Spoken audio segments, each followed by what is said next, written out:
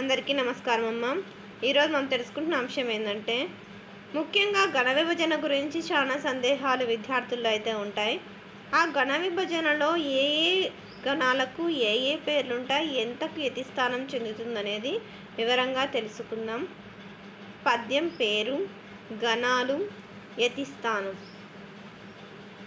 ఉత్పలమాలలో బర నభ భరవ అనే 7 గణాలు వరుసగా వస్తాయి. అర్థమవుతుందా? దీంట్లో 10వ అక్షరం యతి చెందుతుంది. అంటే 1వ అక్షరానికి 10వ అక్షరానికి యతి చెందుతుంది. తర్వాత రెండవది చంపకమాల. చంపకమాలలో నజ భజ జ జ ర అనే 11 అక్షరాలు యతి చెందుతుంది. ఇది ఎట్లా అంటే నజ భజ జ జ ర అనే 7 గణాలు ఉంటాయి. 1 11వ అక్షరాలకు యతి చెందుతుంది. తర్వాత శార్దూలం. శార్దూలం అంటే అర్థము పులి అని అర్థం. అంటే ఈ శార్దూల పద్యంలోని పద్యాలు చాలా గంభీరంగా కఠినంగా కూడా ఉంటాయి. అర్థమవుతుందా? ఈ శార్దూలంలో మస జస తతగా అనే 7 గణాలు వస్తాయి. 1 13వ అక్షరానికి యతి చెందుతుంది. తర్వాత మర్తేవం. మర్తేవం అంటే ఏనుగు అని అర్థం.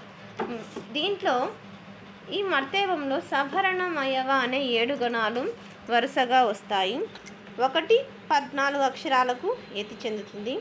తర్వాత మస్తకోకిల. మస్తకోకిలలో రస జజ భర అనే గణాలు ఉంటాయి. 6 గణాలు. దీనిలో 1 11 అక్షరాలకు యతి చెందుతుంది. తర్వాత తరళం.